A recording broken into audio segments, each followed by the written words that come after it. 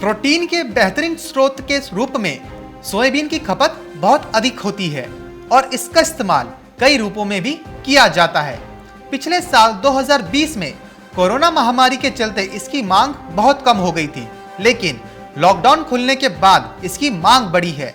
पिछले महीने जनवरी 2021 में सोया मील का निर्यात 6 गुना तक बढ़ने के चलते सोयाबीन के भाव को मजबूती मिली हुई है।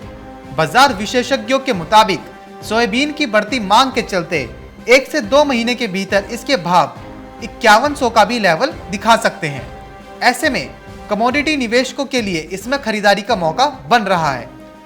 सोयाबीन का उत्पादन घरेलू और वैश्विक स्तर पर कम हुआ है, लेकिन इसके बावजूद इसके भाव में अधिक उछाल देखने को नहीं मिल रहा है। इसका सबसे बड़ा कारण बर्ड फ्लू है। बर्ड फ्लू के चलते सोयाबीन की खपत पर प्रभाव पड़ा है। अन्य चीजें जैसे कि दूध या तेल के रूप में इसकी खपत के चलते इसके भाव में मजबूती बनी हुई है।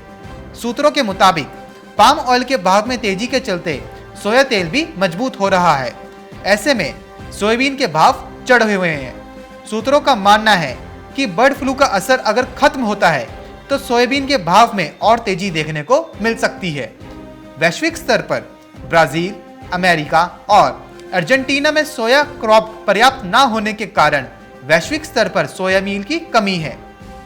भारत में इसका उत्पादन 1.2 करोड़ मैट्रिक टन होने का अनुमान था, लेकिन सोपा ने अपना अनुमान संशोधित कर इसे 80 लाख मैट्रिक टन कर दिया है। करीब 40 लाख मैट्रिक टन सोयाबीन खराब मौसम के चलते बर्बाद हो गई। इस वजह से भी सोयाबीन की वैश्विक आपूर्ति कम होने के चलते भाव मजबूत हो रहे हैं। सोया की फसल कम होने के चलते सूत्रों का मानना है कि इसके भाव अगले 1 से 1.5 महीने में 5100 तक पहुंच सकते हैं। बर्ड फ्लू के कारण इसके भाव में अधिक उछाल नहीं आ पाया है और अगर बर्ड फ्लू कुछ समय बाद खत्म हो जाता है तो तब तक गर्मियों का मौसम आ जाएगा और उस समय इसकी मांग कम हो जाती है। ऐसे में इसके भाव 5100 के आसपास बने रहने की उम्मीद है। Bureau report, market times TV.